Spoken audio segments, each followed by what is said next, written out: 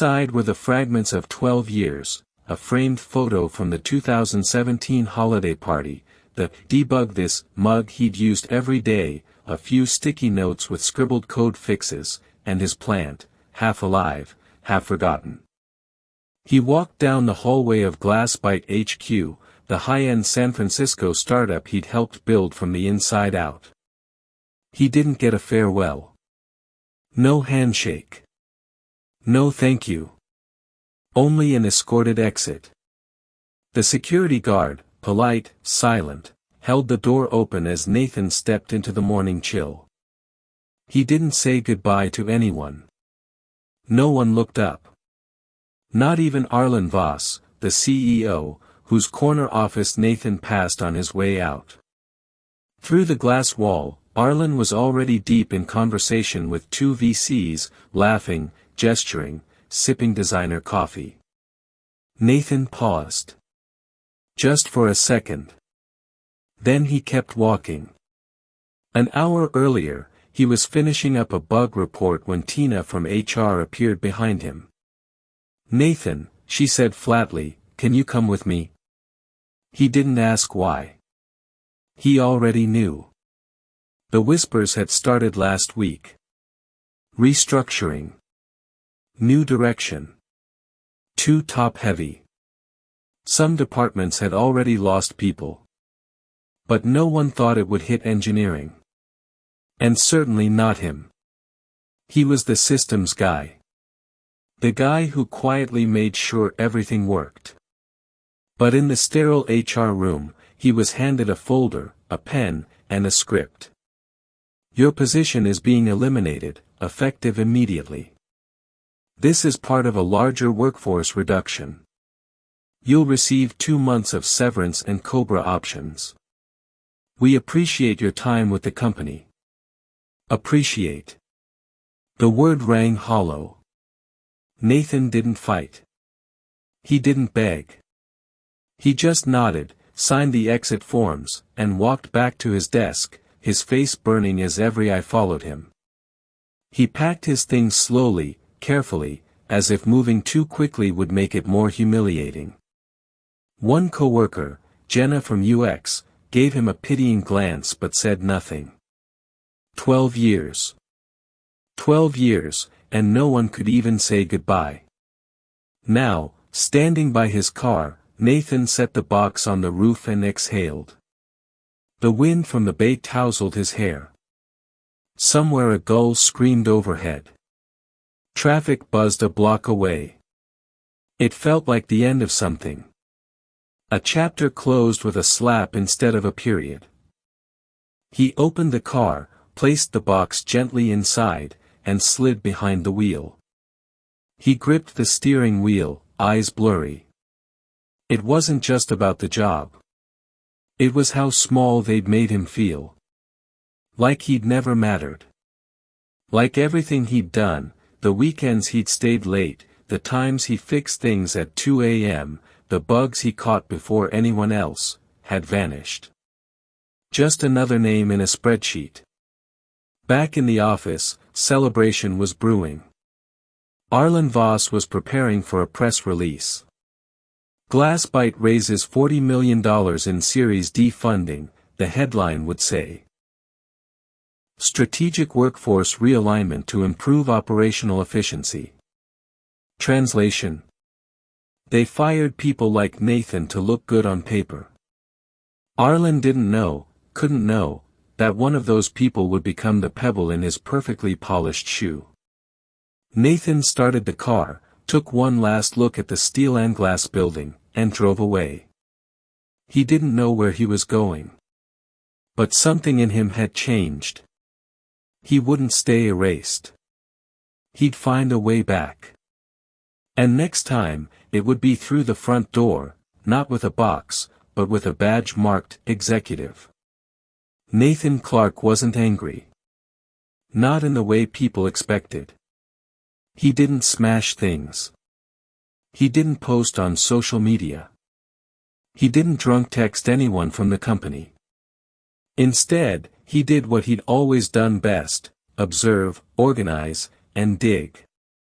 2 days after being let go from Glassbite, he found himself at his kitchen table, surrounded by papers, notes, and open browser tabs. Coffee gone cold. Shirt rumpled. A quiet kind of intensity in his eyes. He hadn't planned to do anything beyond grieve the loss. But something about the way it all happened, the suddenness, the precision, the timing, felt too clean. Too strategic. And then there was the folder. He almost didn't take it.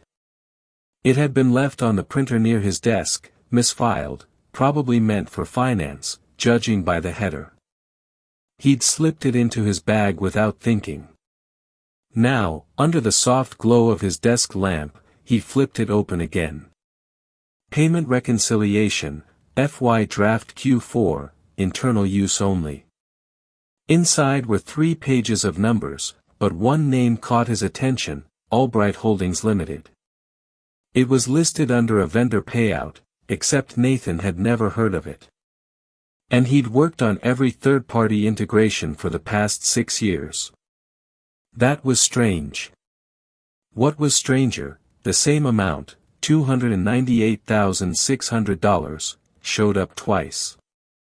Once as a contractor payment.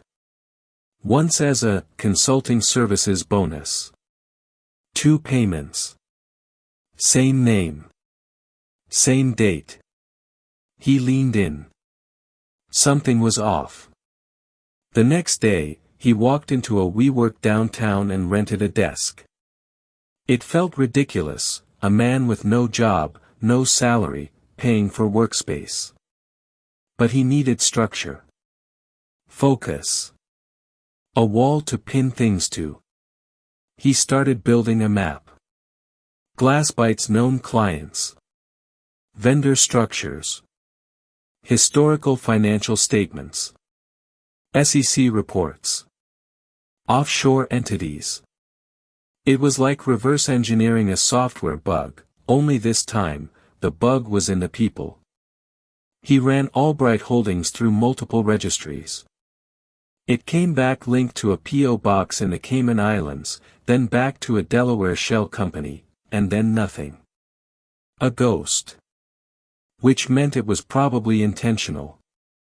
He compared the names from internal payment logs he'd saved over the years, old QA sheets, CSV dumps from Jira, invoices left in his inbox, and slowly, a pattern emerged. Payouts were being split. Large client payments were being broken down into multiple transactions, passed through dummy vendors, then reconciled through fabricated consulting lines. It looked clean on paper. But it wasn't. And the final destination?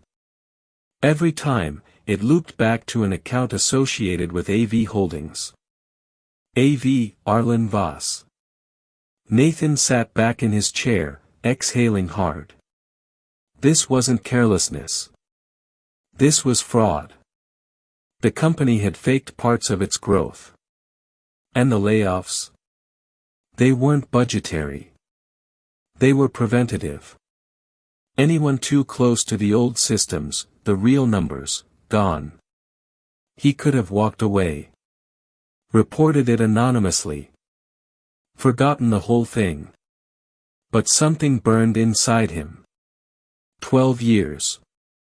All that loyalty. And they tried to bury him like an old receipt. No. He wasn't going quietly. That night, he called in a favor. Samantha Cho, a former compliance analyst he'd once helped during a product emergency. They hadn't spoken in a year, but she remembered. "I need you to look at a pattern," he said. She listened. When he finished walking her through the shell companies, she whistled. "That's either brilliant laundering, or a very dumb crime." "Could be both," he replied. "I'll send you something," she said. "You didn't get it from me." The file she shared was encrypted. Inside, a partial audit report Glassbite had quietly buried before the Series D round. dated just 3 weeks prior to the layoffs. It included flagged entries, discrepancies, multiple concerns raised by a junior auditor. In the margins, one note: client doesn't match revenue trail. Investigate further. The client? Zentronix Ventures, one of the firms that just invested $20 million. The fraud wasn't just internal. Glassbite had inflated its value to raise capital. Nathan's heart pounded. He wasn't just sitting on dirty accounting. He was sitting on a scandal that, if exposed, could trigger legal action, investor pullout, and executive resignations. And suddenly, he knew what he had to do. He built a full dossier. A clear timeline of the fraud. Screenshots. Invoice trails. A list of every ghost vendor and shell company. Cross-referenced against internal employee exits. He crafted a single PDF. Clean. Precise. With footnotes and visual graphs. He called it Glassbite, Discrepancy Timeline, Confidential. Then, from a private Proton Mail account, he sent it to a single person. Amina Belgrave, due diligence executive at Westwood Capital, the firm with the most to lose. Subject line: Internal fraud at Glassbite, investor alert. Sent by a former engineer. He expected a delay. He got a call within 6 hours. Amina's voice was sharp, professional, but laced with concern. Is this real? It's all verifiable. Who are you? Someone they fired before I could ask the wrong questions. She paused. Then, we'll need your help. Quietly. Off record, for now. Tell me what you need. That night, Nathan walked out of the WeWork and stared up at the fog-wrapped San Francisco skyline. Something had shifted. He wasn't invisible anymore. He was the one thing Glassbite hadn't seen coming. And soon, everyone would know it. The conference room was full, but no one dared to speak. Board members. Senior staff. Investor reps, even a few curious department heads who had managed to get seats. All sat in tense silence around the long oak table at Glassbite HQ. Nathan stood at the head. No badge. No title. Not yet. Just a man with a file in his hand, and the truth. Behind him, on the massive screen, the first slide read: Glassbite Financial Irregularities, presented by Nathan Clark. Someone shifted in their chair. Arlen Voss, seated near the window, crossed his arms. He looked calm, but the color had drained from his face. Nathan took a breath and began. He didn't raise his voice. He didn't dramatize. He simply laid it out. Timeline. Shell companies. Overstated revenue. Falsified consulting invoices. A laundering loop that inflated the company's valuation by more than $14 million before the Series D funding. Each point was backed by documentation, pulled, saved, and verified. Then came the final slide. Beneficiary accounts, AV Holdings Arlen Voss. A low murmur rippled through the room. Arlen broke the silence. This is absurd, he said. You're twisting numbers you don't understand. You're not even an accountant. Nathan stepped closer. I was a system architect. I didn't need to be. I saw how the pipelines were coded. I knew how to trace the logs. And the financial team you fired? They left breadcrumbs.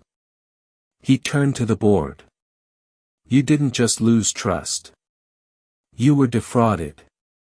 Amina Belgrave from Westwood Capital stood. She placed a folder on the table and opened it. Inside, a signed affidavit from Samantha Cho, the compliance analyst, and a forensic report prepared by Westwood's legal division. It mirrored everything Nathan had said. Arlen stood now, voice tight. You people don't understand how startups work. You want a clean ledger. Build a bakery. No one laughed. Instead, a quiet knock sounded. The door opened, and two men in dark suits entered. Federal agents. Mr. Voss, one said calmly, we have a warrant for your arrest. Arlen's eyes darted. For a moment, he looked almost small. This is a mistake, he said, even as the cuffs clicked. No one moved. No one stopped them. And just like that, Arlen Voss, the man who once fired Nathan without a second glance, was escorted out of his own company. Later that day, the board convened again. Nathan sat outside the room, waiting. He wasn't sure if he felt vindicated or just exhausted. When the door opened, Amina stepped out. They want to offer you interim CEO, she said. Nathan blinked. You exposed a cover-up, you protected the investors, and you still want to build something real. That's leadership. He nodded slowly. On one condition. What's that? No more cultures of silence. We start listening to the people doing the work. She smiled. Deal. A week later, Nathan stood at the same spot where he once walked out with a cardboard box. This time, there was no box. Only a new badge. Nathan Clark, Chief Executive Officer. As he stepped inside, the receptionist looked up and froze. Sir, welcome back. He smiled gently. Let's get to work. Nathan Clark didn't sleep much the night before. Not because of anxiety, but because of anticipation. He stood in front of his mirror that morning, adjusting the same blazer he wore on the day he was laid off. Except this time, he wasn't leaving Glassbite. He was leading it. When he walked into the building, it was like entering a place he'd both known forever and never known at all. People looked up. Not out of fear. Out of curiosity. Out of something that looked a lot like hope. He didn't go straight to the executive floor. He went to the engineering wing. Carlos blinked when he saw him. You came down here. Nathan smiled. This is where I belong. Just because my title changed doesn't mean I changed teams. By 10 a.m., he'd gathered the entire staff for a town hall. No flashy slideshow. No PR team. Just Nathan. And a microphone. He looked out at the crowd and said, "You all know my story. I was fired. And now I'm back. Not to punish. Not to settle scores. But to rebuild, together." He didn't promise perfection. He promised transparency. Accountability. Respect. Over the next few weeks, things began to change. Small Blue Diamond former employees who'd been wrongfully laid off were called back, not as favors, but as core talent. Small Blue Diamond the executive offices were restructured, no more closed doors. Nathan sat at a desk with the team 3 days a week. Small Blue Diamond a new fund was created to support employee-led initiatives, whether they came from senior devs or junior interns.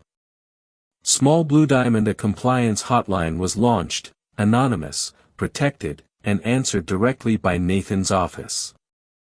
And most of all, Nathan listened. He listened to the tired voices that had gone unheard for too long. He knew what it meant to feel replaceable. And he was determined no one else would. One afternoon, he found himself alone in the CEO office, the same office Arlen used to hold court in. On the shelf behind him sat a small, beat-up cardboard box. The same one Nathan had packed the day he was fired. Inside it, a folded note. Scrawled on the back of a napkin. They can take your title. But not your truth. He placed the note in a frame. Not as a reminder of pain. But as a promise. 3 months later, Glassbite had turned a corner. Investors returned. Clients regained trust. And perhaps more importantly, the people who built the company felt like it was theirs again. Nathan didn't do it alone. But he was the reason it started. They let him go because he asked too many questions. He came back with answers. Not to tear it down, but to build something better. Because sometimes, the quietest man in the room was just waiting for everyone else to stop talking. Thank you for listening to this story. If it moved you a bit, leave something, write a comment, like the video. It helps us grow the channel and create more stories. See you in the next story from Stories for Each Day.